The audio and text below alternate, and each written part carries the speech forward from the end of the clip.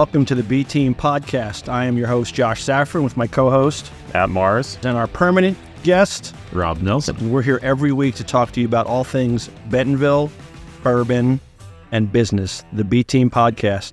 Be here. Welcome to the B Team Podcast. I am your host, Josh Safran, with my co-host, Matt Mars. the man with the mustache today. Mustache. We're going to get into that. Can we get a zoom in on that thing? Is Carrie approve of that? No, she doesn't like it at all. She's opposed. Carrie, do you like that? You know, we must be in a mustache theme at the moment. My sons all have mustaches at the moment. I have 4 boys, and they're all into their facial hair at the moment. It's a look. See? I mean, You're a trendsetter. it's not me. And our permanent guest, he He's just not didn't so make it today. permanent. No, I think he forgot. I think Rob had something more important than the podcast today, which Yeah. I don't know what could be more important than the podcast. I have no idea. Well, our permanent guest is not here. Our co-host has a mustache. I haven't cut my hair in a while. I own a barbershop, so we're off to a wonderful start today. The cobbler has no shoes, right? It's the way of the world. But we are here every Thursday talking about all things Bentonville business and bourbon. And I was thinking on the ride over here, we've never had a Bentonville business and bourbon combination. Like, we've had great Bentonville stuff, but we haven't had the bourbon aspect. This is Cara Osborne. She's got Bentonville business and bourbon with her brand Blaize and Brooks. Yeah. Which is multiple B's. Alliterations on trend, you know. So I got a chance to know you and your husband a couple years back, and fantastic leaders in the community for all the stuff that you're doing. But during COVID, Blaize and Brooks came to be. So we're going to pour it, and then you're going to share a little bit with us of how this brand came to be. I am, yeah. Now, ladies first, of course. Oh, thank you, yes. Yeah, so that bourbon, the whole idea of the bourbon is 4 years old right now. The bourbon itself is 5. It was bottled at 5. I'm from Eastern Kentucky. I grew up in Eastern Kentucky. Bourbon is a part of just general culture where I'm from. And at the time, sort of, you know, if we think about what was happening in 1920 and the pandemic, I was teaching entrepreneurship online. And I've got kind of a crazy background, which I'll talk more about. But I was teaching entrepreneurship to a bunch of undergrads and trying to think about things that would demonstrate highly regulated industry. So my background's in healthcare. I was talking to them about healthcare, and they did not give a flying fig about healthcare because they're 18 and 19 and they think they're invincible. But the triangulated system in healthcare, patient, provider, payer, right? The insurance payer lines up nicely with the 3-tier system in booze.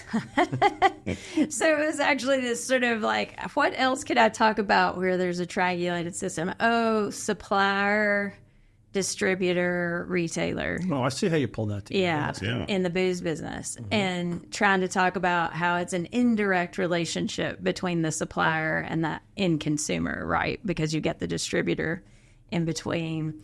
So I'd been kind of wrestling with that. And then Steve and I are on our second go-around. We actually got married, and we couldn't have a wedding because it was the pandemic. So Shout out to Steve Brooks, by the way. Steve Brooks, the Brooks of Blaize and Brooks. Chin Chin. Yeah. And we'd been talking a lot about bourbon, and my way of sort of... Good. Thank you. My way of Have you not had this before? No. initiating him into my family and Kentucky culture had been teaching him to drink bourbon. He was like a red wine guy. He was very sophisticated red that wine fits drinker. Steve, the red wine guy with the long flowing hair and the nice suits. And I was like, Long flowing hair. He's got good hair. He does. He's got good hair. babe, if this is going to work out, you're going to have to learn to drink bourbon because red wine's for sissies. And he... That's all you had to say. He got on the program and figured it out and has far surpassed me in terms of his understanding of the business. But so we decided as a no-fail business plan, we'd buy some barrels and start a little brand. And at the very least, it'd be a great wedding gift to our friends, right? Us giving a gift to our friends to appreciate them for being involved in everything it took for us to come together. And if people bought it, great. And if they didn't, no big deal. We just drink it all. So actually, people bought it. And that's unfortunate for us because we were like, wait, there's none left for us. Like, well, you guys did have a little bit of a supply issue at one point early on. We've had, yeah. So which is a good problem if you're somebody like a Blanton's and Blaize and Brooks, and like it's in the local stores. It is, although at the moment it isn't, because here's the whole story on that. So what we did is we did what everybody does when they're starting a brand. We sourced some barrels. I hired a fantastic blender who happens to also be a woman, got it blended up and bottled, put it out there, and it did pretty well. And so then it was like, oh no, what do we do now?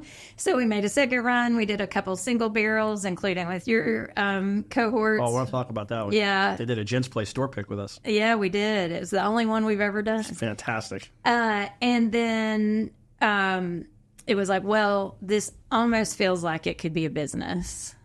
Almost. So what are we going to do? Are we going to keep trying to do it ourselves? You know, and in the end, we decided to license the brand to a bigger producer distributor combo that has a sales force. So we can get into all that and about the sort of business part. So you've expanded since we spoke last. Oh, yeah. Oh, that's great. Yeah, that's really good. So it's in a new production cycle at the moment, which is why you can't buy it in the store at the moment. But the good news is there'll be a lot more of it and it'll be a little cheaper. Yeah. What's the proof on this? 100.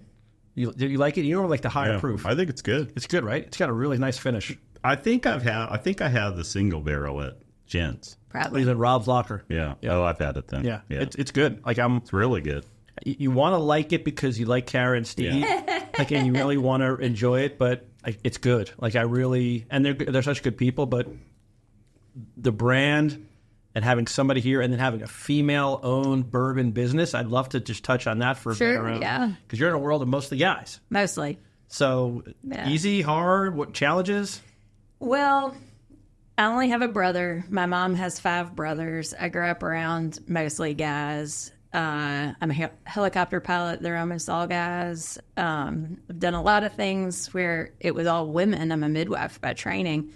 But I've had plenty of interaction with this sort of macho world. And the best part about the bourbon side of things is that it's really a bunch of nerds, which I am a card-carrying nerd. I have like a data tattoo to prove it. It's a bunch of people who want to talk about very specific tasting notes and whatever. So it's actually been a ton of fun. And I don't really think about the being one of the only women very much, but I do notice that it's a different approach to what I want the brand to be than maybe some of the guys. Like I'm really about it being more of like a personal statement, and a lot of that is like heritage branding, like my grandfather's, and like, I mean, I'm a 9th generation Kentuckian. We can talk about all my grandfathers, but honestly, it's not that interesting. Like, and in Kentucky, you may have a lot of grandfathers, right? Yeah, that's exactly right.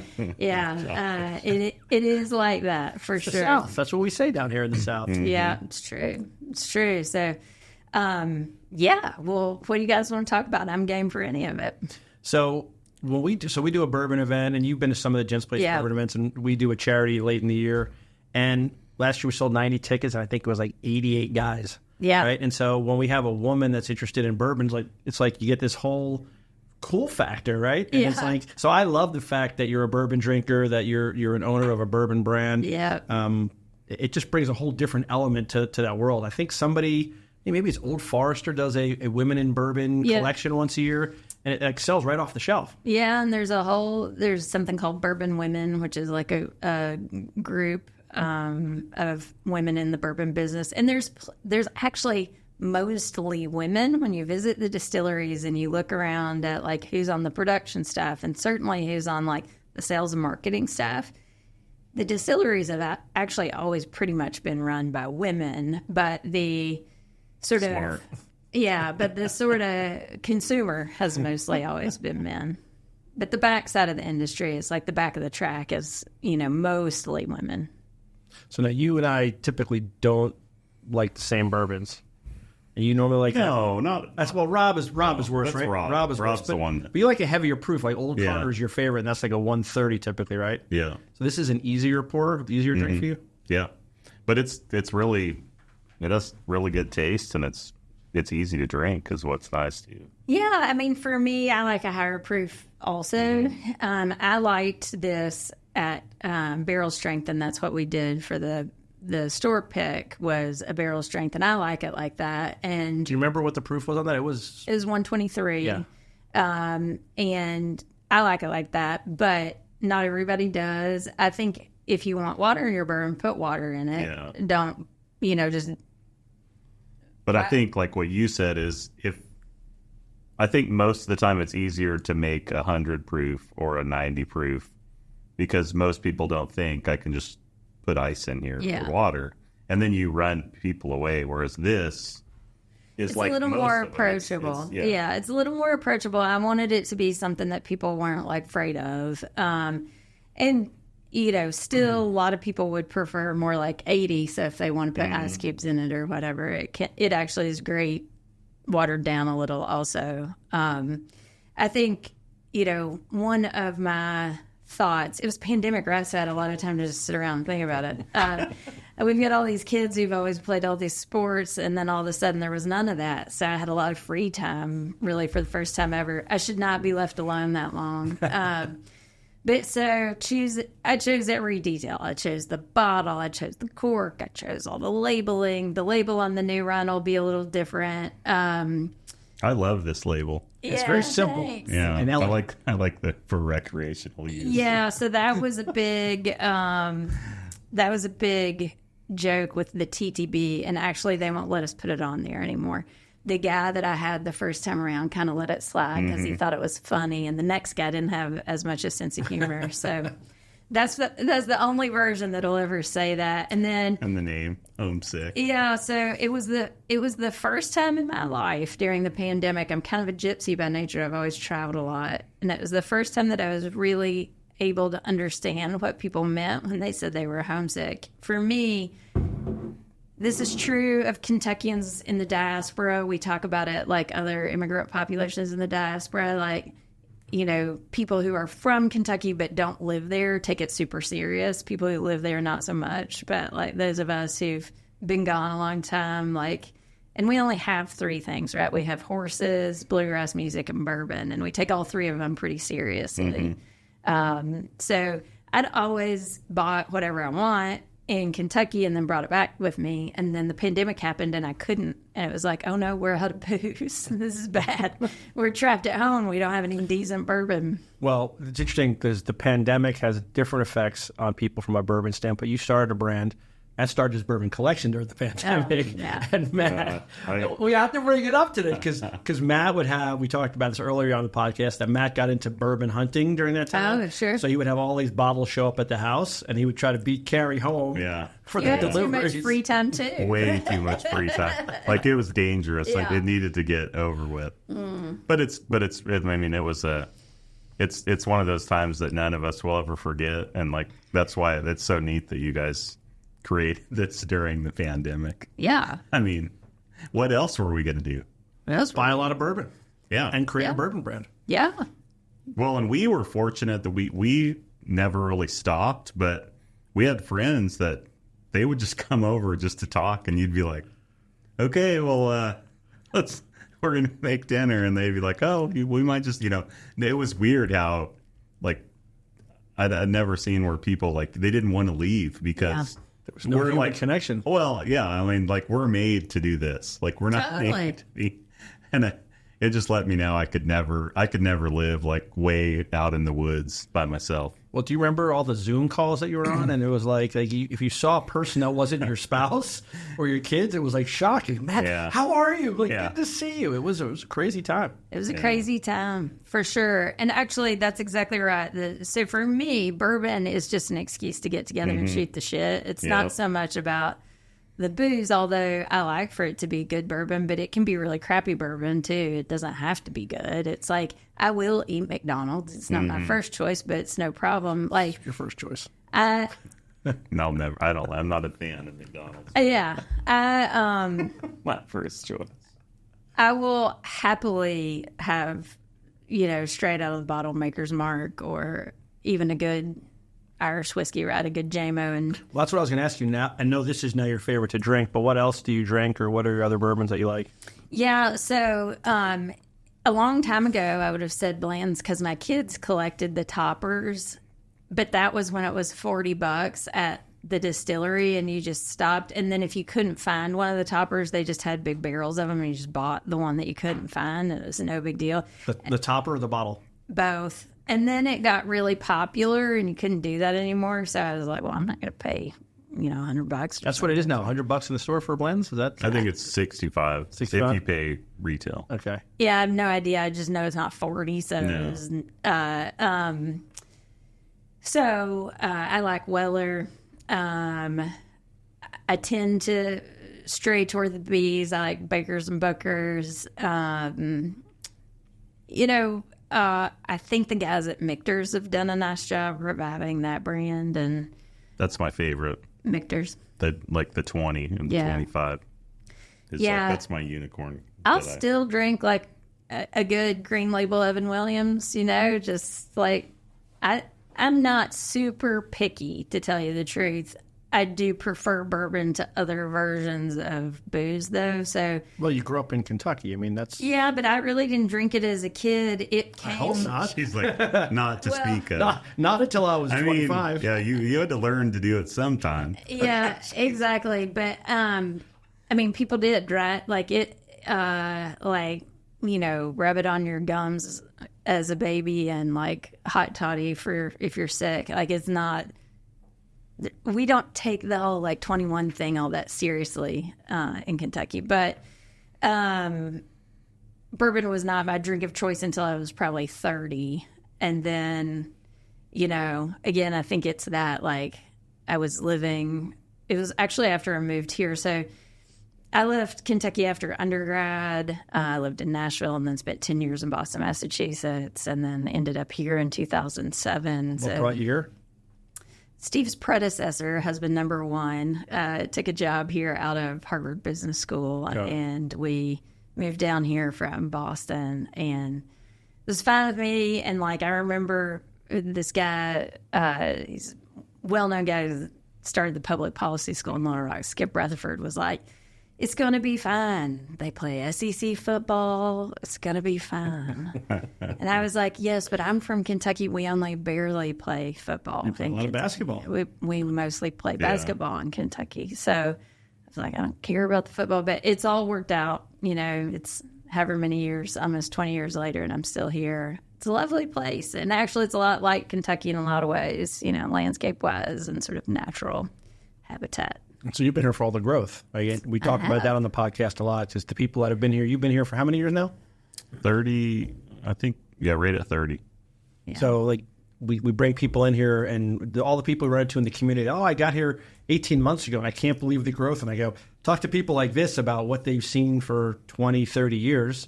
Yeah. And it's just the tip, right? I mean, there's going to be so much change coming in the next couple of years. Yeah. So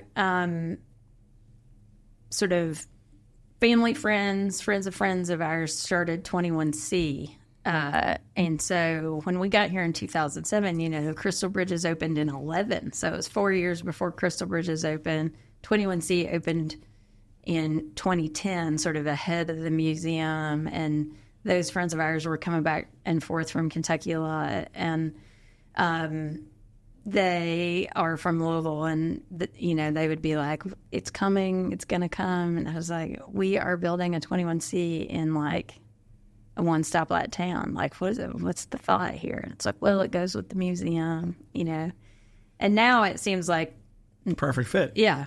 Well, it was like the only new thing downtown when they built it. Well, now we have 5 new hotels popping up crazy, immediately. right? I know. 20. It was like you had the typical courtyard and the DoubleTree, and then you had the 21C. For a long time, and the 21C was the place. And we actually had a plug and play event there yesterday, and it's still a fantastic place. Oh, it's a great place. And it fits so perfectly in that downtown. Yeah, for sure. It's a great place. And, that's a great story. So the guy who was CEO of that, Craig Greenberg, is now the mayor of Louisville.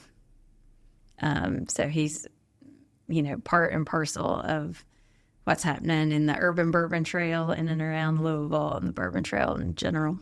So we're going for my first time to the Bourbon Trail this fall. This will be a good conversation because she owns a home on the Bourbon Trail. It's a bed and breakfast. You want to stay?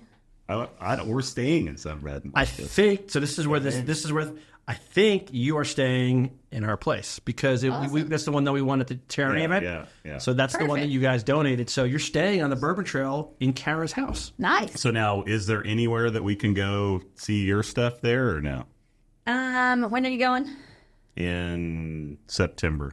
End of September. Not yet. Not yet? There won't be yet, although if I can smuggle some out of the bottling facility, I will, but Nice. not quite yet. Now I'm excited. So I didn't realize you were just saying it, but I thought you had to like rent a driver and you're like out on the countryside, and they made it sound like you don't even really have to leave Louisville. You don't have to if you don't want to. I would recommend going to Bardstown. Okay.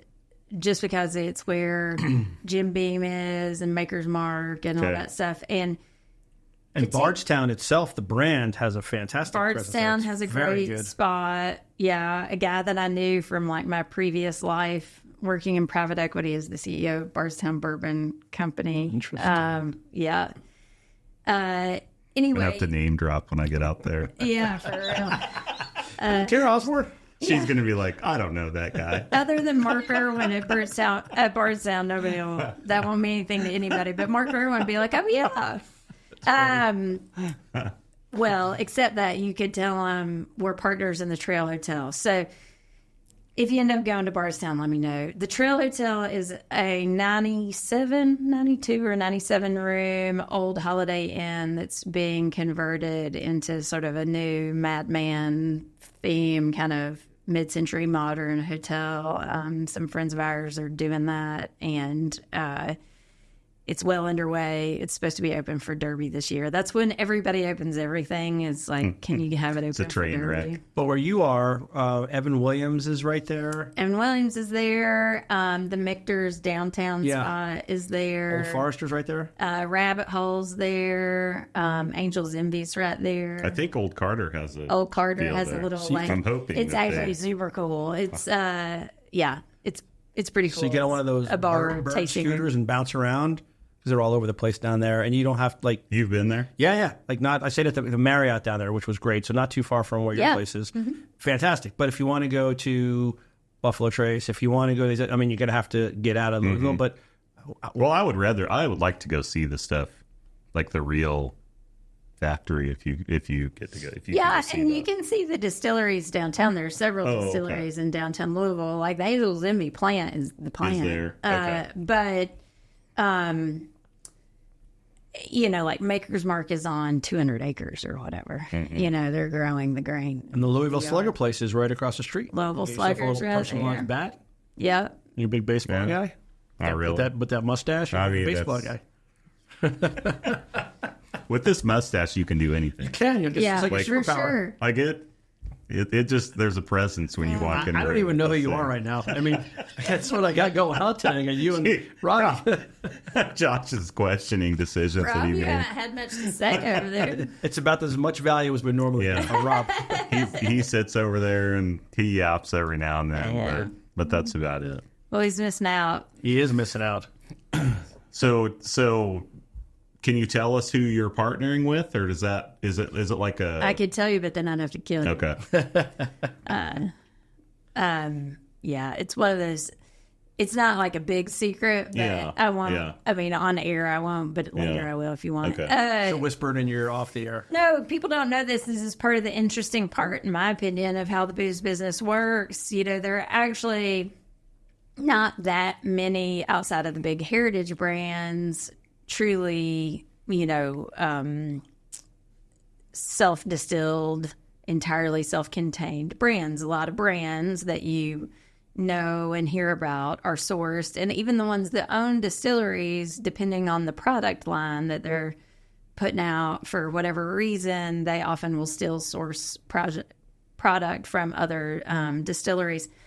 So if you think about like Buffalo Trace was a big contract distiller. It wasn't Buffalo Trace as a brand wasn't a thing. Sazerac, owns Buffalo Trace now, but like It's like trade. It's like baseball cards. It's a whole like buy sell trade. There's a secondary market. You know, MPG in Indiana. I mean, I'm sure you guys know all this, but makes a lot of the brands that you think of as Kentucky bourbon. They're not made in Kentucky. They're made in Indiana. So is this MGP or no? No. Because I know a lot of like Old Carter's MGP. I think. Yeah, they make great Like stuff I think over a there. lot of the smaller ones that can't. Yeah. It's also frowned on a bit Make if it's not their- from Kentucky. The reality is it's not that big of Well, a I deal. thought it couldn't even be called bourbon if it wasn't from Kentucky. It has to be made in the U.S. It doesn't have to Okay, be made in okay. Kentucky. So the bourbon is bourbon by legislation. And we have an investment company called Native Spirit Holdings because bourbon is the native spirit of the United States. Like champagne is native to the Champagne Okay. region of France. Bourbon can't be made anyplace else. It has to have at least 50% corn. And that was to protect against production in Mexico during Prohibition. And it actually only got legislated in the 60s. It's a fascinating sort of political story. But basically, it was to have something that was a proprietary product of the U.S. Now, is that what E.H. Taylor did, like along with the bottled and bonded? Was he involved in that also? So he was sort of the granddaddy of all that long It's long genius. ago. You're trying to out Russ today. Well, I was actually just sitting here thinking, I wish we would have gotten Russ to come in.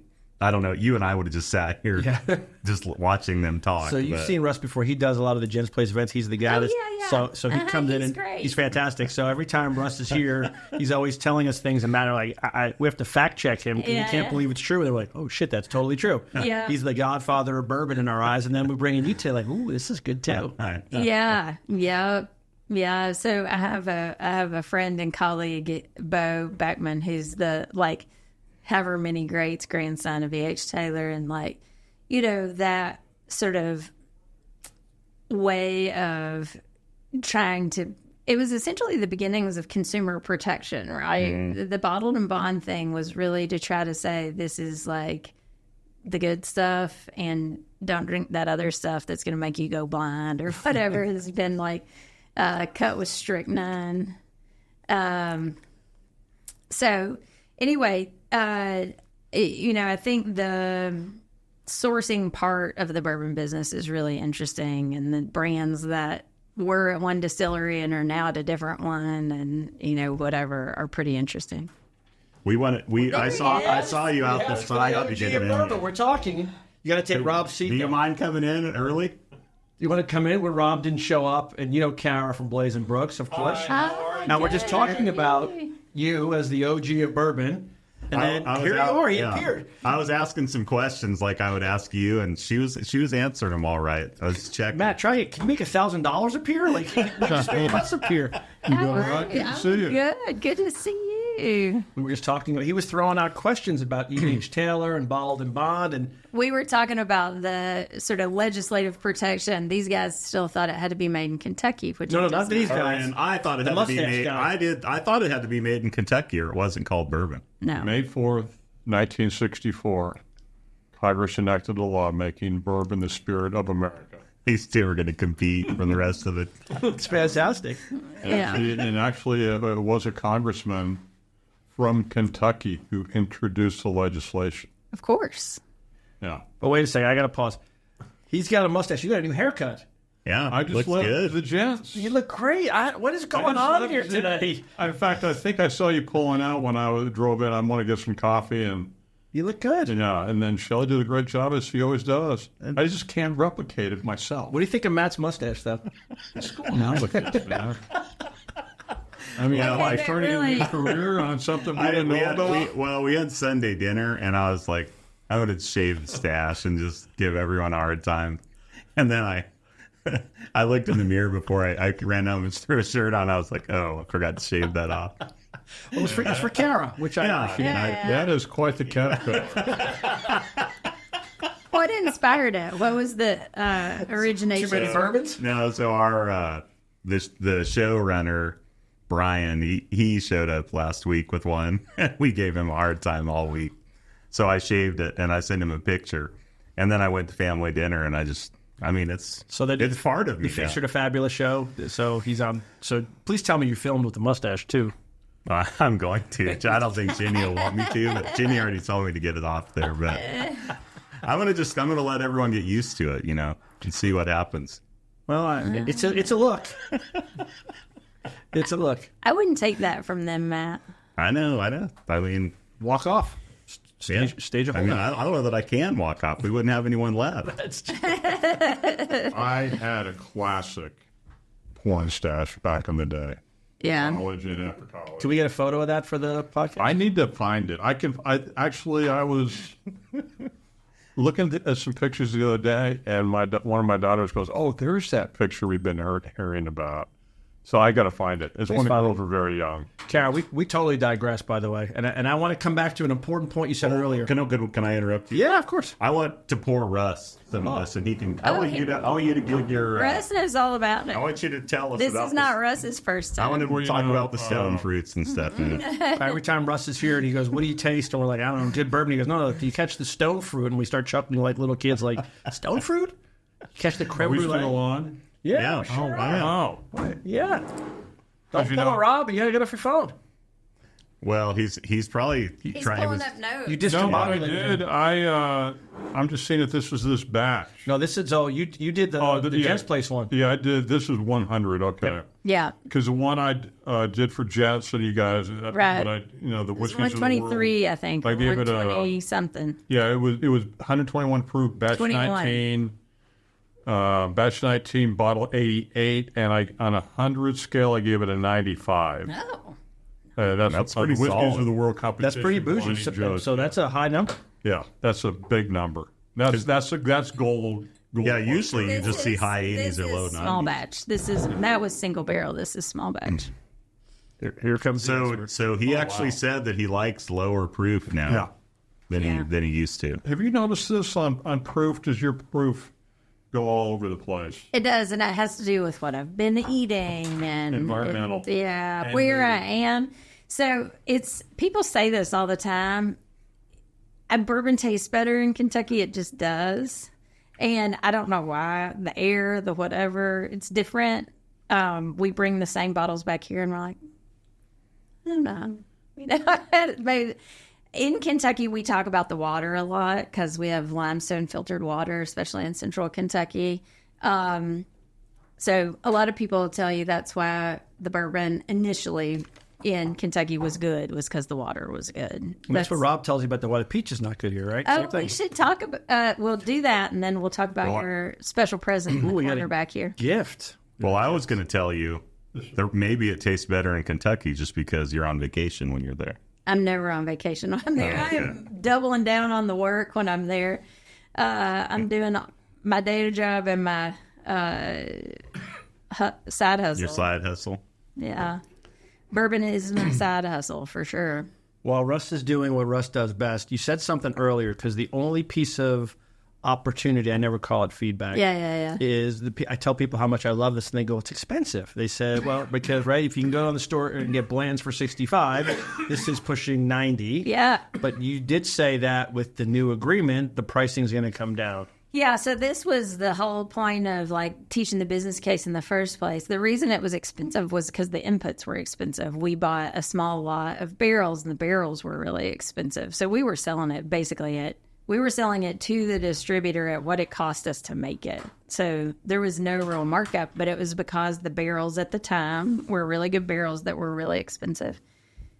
When you buy more at a time, the price comes down, right? Bulk purchasing. And just in general, the barrel prices have come down some. So when it hits the shelf this time, it should be around 55 to 60. That's a huge difference. Which I think that's a standard.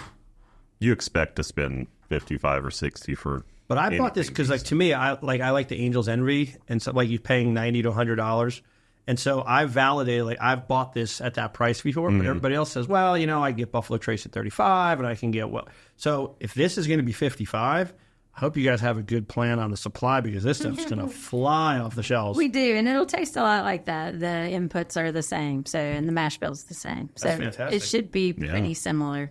Are you going to rebrand as you relaunch it to explain why the pricing is going down so much? How are you guys going to... Well, it's actually going to be a lower proof. Okay. So it is a little different, but not really because, I mean, it was such a limited release the first time. And basically what I said to everybody the first time was like, listen, it's a craft project. I don't know. Try it if you feel like it. I get it if you don't want to.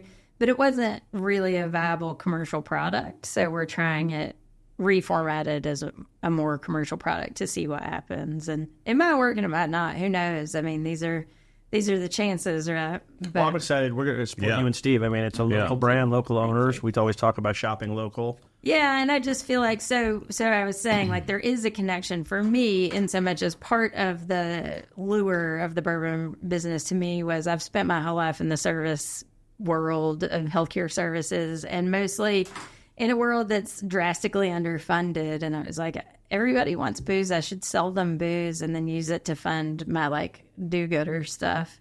So it has a profit share that goes to Appalachian Impact Fund, which supports small business and female entrepreneurs in the places that I grew up in Eastern Kentucky. And each batch will have sort of a different fund that it puts that profit share. Do you guys have that on the website, or how would people know that? Yeah. Now you're buying good bourbon and it's for a good cause. Yeah.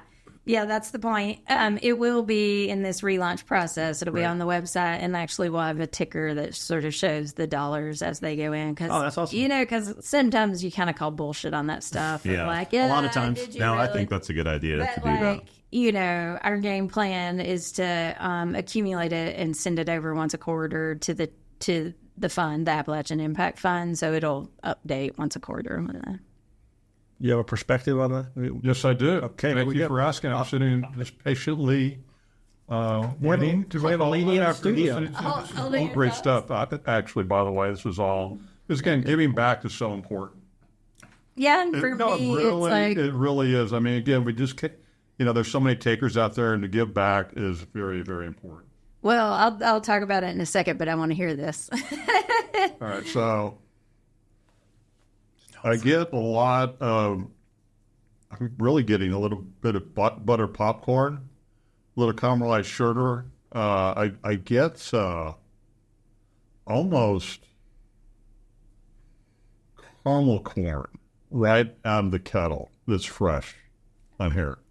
No stone fruit this afternoon, Matt. No, it's really good. This is soft, it's good. Floral, it's sweet. You get that corn sweetness. It's not dry. This has a nice oak-proof age balance to it. The trilogy. I call it the trilogy. And I think, this is outstanding. How do you do? I mean, we get caramel all the time. I definitely taste that. It's got kind of a vanilla. Sometimes people say banana. Well, you can get I call the banana, if I got some on the back of the palate, I call it stewed banana. Yeah. It's almost like a ripe banana that you left on your kitchen counter. Bananas Foster is how I always take that one. Well, that's that sweetness and that. The caramelly. Yeah. Exactly. Right. Yeah. Which is a great segue. So in this box. We got gifts today. I'm gonna bust out that stewed banana. Stewed banana. Cara, can you make some stewed bananas? Yes. Who is the pit master in the crew, the barbecue master? Probably this guy. Okay, well, you might have to wait for him then. This is char that was filtered out when the barrels were dumped. So it is the oak. Ooh. It'd be great if Rob was here for his gift. It's mine now. Can we look at it? Sure, yeah. I mean, it just looks like wood chips, but I want to get some black on my hands. It's just stream, so we don't do any, like pressure filtration or anything like that. You just dump it out of the barrel into essentially a sieve. Oh, yeah. And so that's the char bits that were caught when the barrels were dumped. This is not green egg. And it's great for barbecue. Oh. So this is the barrel. That's awesome. Look at it from the maturation cycle. That's It's right. like Char. I did Little get bits nervous. Charred. I did get nervous for a second. What was that movie with where they opened the box and what's in the box and there was the head? Yes, like a horse head or Yeah. From Godfather, the horse head in the bed. You know what I'm talking about, right? Yeah. Seven. yeah. Seven with Morgan Freeman and Brad Pitt. He opens it. What's in the box? And you looked okay when you opened it, so I feel good. Yeah, it's just char. It's kind of getting char on everything, but Yeah, that'll be fun. So Yeah. what kind of... Too what bad is Rob it? missed that, huh? You use it with everything? Like just when you smoke things? yeah. Well, whatever you want to use it for. It feels like, Matt, you have to invite us over for a barbecue now. So, well, I've got a smoker. I mean, we may have to break it out to see how... I like See how it works. I'm a big label guy Yeah. because there's always hidden Easter eggs. touch points in here that a lot of people don't see. But I like to point out that as far as 5 summers old, I mean, that's important, Yeah. especially the Kentucky summer. That's right.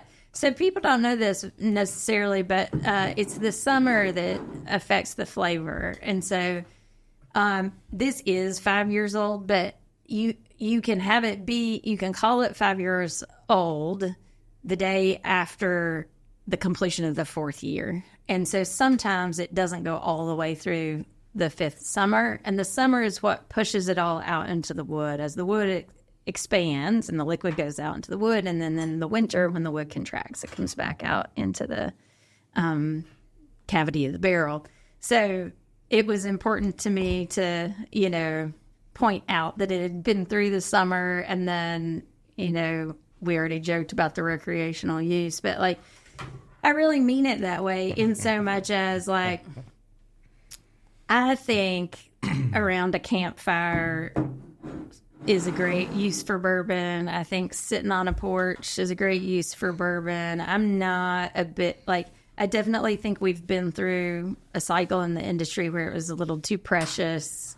Like, I think, that's overrated. It should be more of a, social daily drinker. People, I used to tell people who complain about the price, like, listen, but it's an efficiency play. Like, you're going to pay $100 for a bottle of wine that has 4 drinks. This is 16. Like, give me a break. Well, it's about 10 for Matt. Yeah, right. But you can share it with more friends, right? And you don't have to have nearly as much of it to reach the state of mind that you're looking for as you would if you were a wine drinker. Well, and you don't have to... The other nice thing versus wine is it's not done after you... Like, when you open the wine, you have to finish it. Macro oxidation steps Yeah. take hold. Yeah. Where this is very, very minute micro oxidation that takes place. Now, and one thing about it too, though, is that $100 bottle of wine up here in Northwest Arkansas. Let's say it's a cult classic from Napa. No one's really just drinking that bottle is going to have a relationship or know the brand owner. Right. They're buying it for an investment, and then they're going to purchase it, yes, for that, and then drink it down the road. Well, with your brand, with the people that up here in Northwest Arkansas that know you or will know you down the road, this is a touch point. Yeah. And because people want to touch and feel and understand and know who the brand owners are if they have an affinity for that product. And then you can't get that in Napa or Sonoma. You can't get that really from Kentucky right this second, but we can get it from you. Yeah. Because you live here and you're building a brand today, and it's going to take a minute to build because, again, brands are not built overnight. Absolutely not. Yeah. And for us, it's not even like in the business, people build source brands to then build a distillery to then sell it to Sazerac. I mean, that's the business plan, That's right? the model. And for us, we're not interested in that. Like, it'll always be sourced. I'm actually interested in working with different distillers. I think that's part of the fun of it all, is to be able to get to a place actually where we do have the permission of the distiller to talk about that. And then, it's not, we're not looking for a liquidity opportunity. This is like truly a passion project. Well, that's what I was going to say. Like, this is not paying the bills for you guys. This is fun hobby, but more importantly, now I learned today, this is giving back. Yeah. So that's even more important to me. Yeah. Like, it's good bourbon, local people, and it's giving back to people that need it. Yeah. And it tastes amazing, and the price is coming down. Buy this bourbon. Yeah, I mean, every nonprofit I've ever worked for has no predictability in their budget cycle. So this is the B of the business part. So this is me earning my stripes as the card-carrying business school professor. Nonprofits have a really hard time that are completely based on donation because they can't hire permanent positions because they don't know if they'll have the funding to support the position. And so creating ongoing revenue streams, right, so that the Appalachian Impact Fund will have a little bit of predictability as the brand grows, or Every Note Counts, which I work with in New York. Like, if we can begin to cover certain programs or certain staff, like, to me, that would be success of the brand, is being able to provide that consistent support for our nonprofit partners. So, couple questions as we're closing out. Where can folks find you? I guess everywhere in Northwest Arkansas, and then website and new launch date. Yeah, it's just blaizenbrooks.com, and all of it is about to relaunch. And I wish I could give you a date. I can't. It's like in that production cycle thing where you're like, are the corks there yet? How's the printing schedule going? So it should be this fall, certainly by the end of the year. And the website will have sort of the updates as they become available. We do have Instagram. It's a little bit stale at the moment, but we'll be back. That's got to be Steve's fault, though. You got to blame him for something. Right? Yeah. Everything's always Steve's fault, for sure. Healthy marriage, just like in our house as well. No, actually, nothing's ever Steve's fault, because Steve is the biggest cheerleader of this. And, I'm the one who's from Kentucky, but he's much more the enthusiast and the cheerleader. And he and I both do all kinds of things. So I still have, a pretty big day job in the healthcare world. Steve is an M&A attorney and has a firm called Eldridge Brooks Partners here in town. Good lawyers. EBP. But when we go to a dinner party or whatever, all anybody wants to talk about is the bourbon, which for us is really nice to not have to sort of talk shop and be able to talk about something we like and enjoy. So it will be back in all the stores here in Arkansas. It'll be readily available in Kentucky. It will be available probably in Kansas, Oklahoma, and Texas after that. And then the goal is nationwide? Eventually, yeah, but we'd rather have good saturation in the markets we're in rather than trying to get it out to every place. But the goal of the production partnership, they have a national footprint, so hopefully. But you have to build methodically and with care over time. I can name 50 brands that I helped build over my years in the business or more that are on the scrap heap of beverage alcohol history because they grew at different angles and at different time frames, and they did not stay true to their loyal customers who helped build the brand in the first place. Yeah. You can't stretch yourself so thin because you don't want to field those calls. Yeah. You want to do it right and correct, because, again, you can only build a brand correctly the first time. You try to rebuild that brand a second time, you're spending double the capital, and guess what? In our industry, you don't really get a third time. Yeah. Yeah, it's been a ton of fun. Well, thanks for coming in. Thank you so much. It's an honor to have you. Invite myself into I mean, good seeing Josh and I really liked ours. I like this. It was so good. This is so good. I have to go back to the office. Thank you, Cara. Thank you. It was amazing.